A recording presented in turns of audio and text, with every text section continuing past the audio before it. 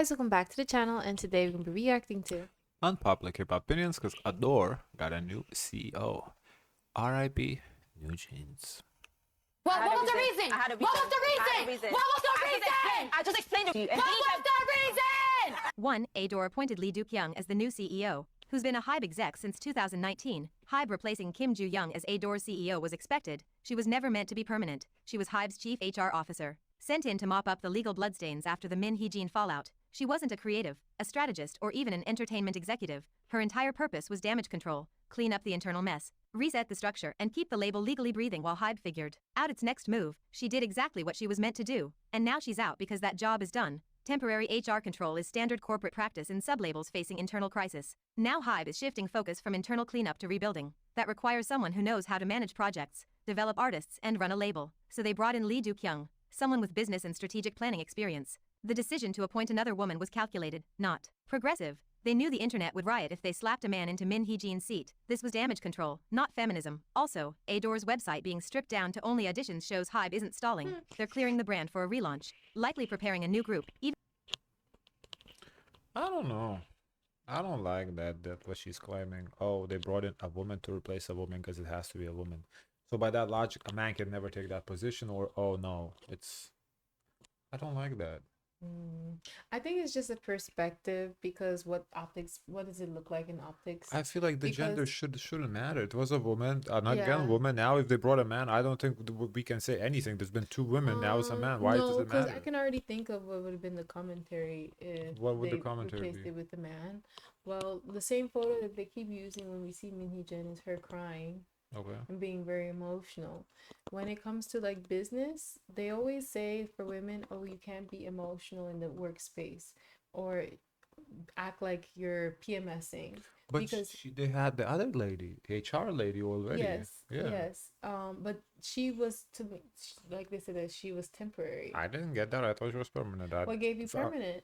What gave you temporary? Did she have like a rollout saying that she was the permanent figurehead for the position? I don't know. I never. I thought That's they how put I her see and that's it. No, That's what the new because CEO. I never thought of it like There's that. like an intermediary or someone who comes. But they didn't in call the her process. interim CEO. They call her CEO. Well, it's kind of like, no, well, it's assumed, because how she got this position is not like this was like a plan for. This came out the situation that they were in hot water with dealing with Min Hee-jin, so they needed someone to temporarily hold the space. Maybe she could have maintained her space if they felt like, oh, she could do more, or they wanted to continue with the same presentation. But I do think Adore is looking to have a fresh start, as you can see, as they're changing their No, page. like all of that is cool. I have no problem with that. I'm Yeah. just saying, like, I don't like the fact that Ador was like had to put in a woman now, or it would be a problem. I don't see why putting a man would he be problematic.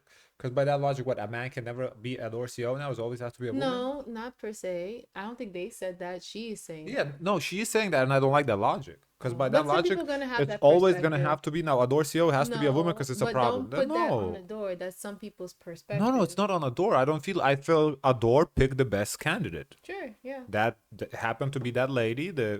We saw her credentials yesterday. She seems experienced. I have no problem with the pick. I just don't think it should be about the gender. Like she was a great candidate. She got the job. Her gender should not matter. Like, oh, why to say that, oh, they picked her because she's a woman, so they wouldn't get a backlash? That's just, first of all, that's very offensive to the lady. That's basically bringing her down to her gender. No, she got picked because she's a qualified candidate, which she is. She was period. qualified candidate. She was a VP. She was the IPX or something like that. Like, we saw her credentials yesterday. To me, she seems like qualified candidate. So I don't think we should boil it down to the gender. Oh, Yeah, but there's always gonna be someone with this unique opinion. Even with the lawsuit ongoing, they won't let Ador sit inactive. HYBE is a publicly traded company. Letting one of their biggest sublabels go cold while waiting on court decisions isn't an option. They're moving forward, turning that label into a profitable, functioning business again. With or without NewJeans under that brand, Bunny's claiming this CEO switch is some sort of win are missing the point. Kim Joo-young wasn't removed because she did a bad job. She was removed because her this is an interesting point. Bunny's claiming this is a win. Maybe Win for what? for NewJeans. Maybe this is part of the settlement talks that the NewJeans are willing to come back if they get a new CEO that they approve of. That they approve of?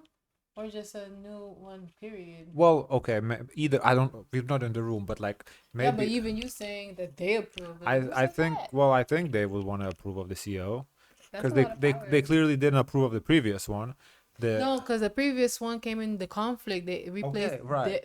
Okay, So- it's like when you have a breakup, you don't like the person that comes right after. But the one after the after, you're like, oh yeah, you cool. Okay. So maybe that's why we're getting a new CEO now, because there is the settlement talks going on right now. Not the settlement, mediation. And all of a sudden, boom, new CEO out of nowhere.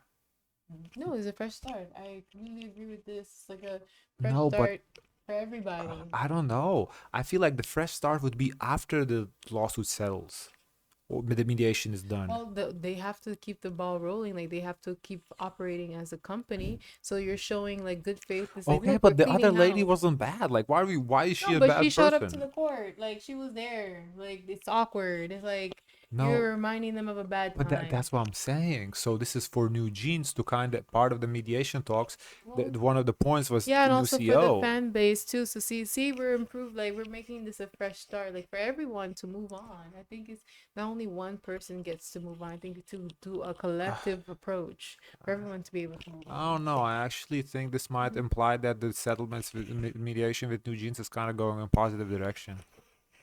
Her job was finished. Why She not? was a placeholder. No, that's what I'm saying. I think this is implying that NewJeans actually might come back. Okay. What am I saying? I don't know what you're saying.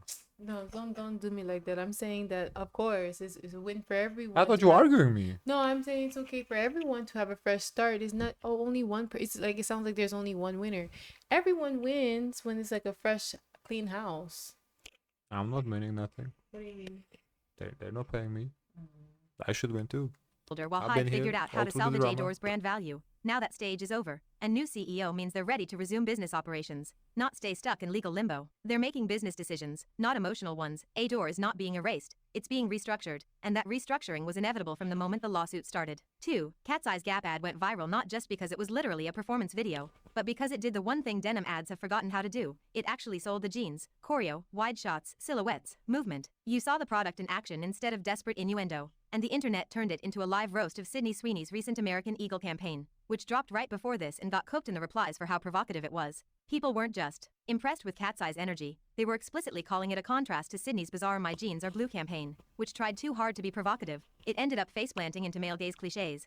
American Eagle really sat in a room and greenlit a whole ad where Sydney swaps jeans for jeans on a billboard like it's clever, then monologues about body traits and DNA while the camera slow pans across her private parts. You don't need to be a feminist scholar to clock what that was, a discount modernized rehash of the Brooke Shields Calvin Klein ad. You know, the infamous one that literally sexualized a minor and became one of the most iconic ad controversies of all time. The same raunch-forward blueprint is written all over Sydney's version. Whispery voice, shallow slogans, and tight close-ups more focused on body than clothing. And listen, I'm not anti-sexy. Show skin, serve body, do you? But let's not lie to ourselves. That American Eagle ad wasn't about the jeans, it was about Sydney being hot, a brand mascot with cleavage. The product was barely secondary. The campaign practically shouted we couldn't think of anything creative. So here's Sydney Sweeney talking about chromosomes while we film her chest. It was lazy. Did the outrage boost views? Probably. But the backlash is real and Sydney's getting trolled while Cat's Eye basks in applause for doing what every fashion ad should be doing. Highlighting the clothes. Cat's Eye's take felt confident and concept-driven, except for some questionable choices for Yunchai. 3. I need bunnies to realize that not everything under the sun revolves around NewJeans.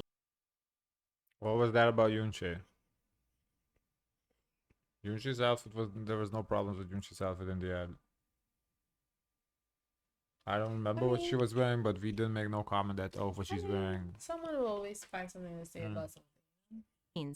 TXT Subin opened up about getting physically hit But during his trainee the fact days. that it was and like instead- very brief, very quick, it's just like, it's just her being slightly judgmental, but it's not the main story. So I'm happy that's not the main story. Instead of sitting with that and acknowledging his trauma, bunnies did what bunnies do best, hijacked the conversation, twisted it into some NewJeans sympathy ad campaign and tried to use someone else's pain as emotional ammo in their anti-hype war. Like, are y'all even hearing yourselves? Subin shares something vulnerable, and instead of focusing on him, you're out here like, see, this proves Hanny's trauma too. Girl.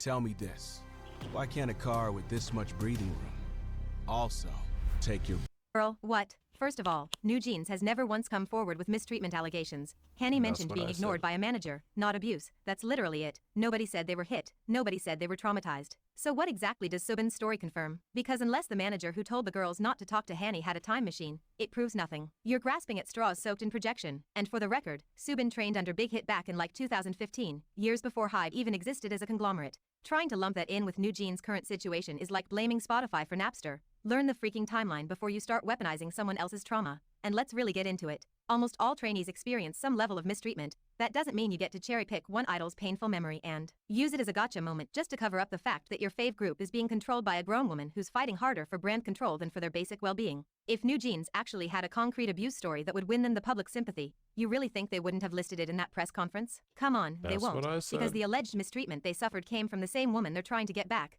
That's the irony no one wants to admit. They're not pointing fingers at Hybe because they'd have to point the other one at Minhee Jean. And that's a narrative bunnies will never touch because it shatters the fairy tale. Let's be honest, if Subin came forward with this exact story and tried to use it to defend Bang PD, the K-pop internet would roast him into filth. But when bunnies twist it into some shaky validation for NewJeans' PR arc, suddenly it's eye-opening and important. No, it's performative. You don't care about Subin's trauma. You care about bending it into a narrative that serves your bias. If your argument can't stand on its own without co-opting unrelated suffering, maybe it was never that solid to begin with. For, oh here we go again, Young Posse decided to bless us with a new EP, and fans who bothered to listen past the main track discovered Soju. And let me tell you, the second that beat drops, so does the common sense. Because not only is this a song named after literal alcohol, but it's got a 17-year-old and a 15-year-old attached to it. That alone is a catastrophic choice. But it gets worse, because the lyrics? Girl bye. I could maybe overlook the gang gang gang line, maybe, but the second I read shake it, my fatty, drop your panties, chug my It's shaking my fatty. Take off your underwear. Drink up my party. Shawty like it greasy. I'm not gay. Can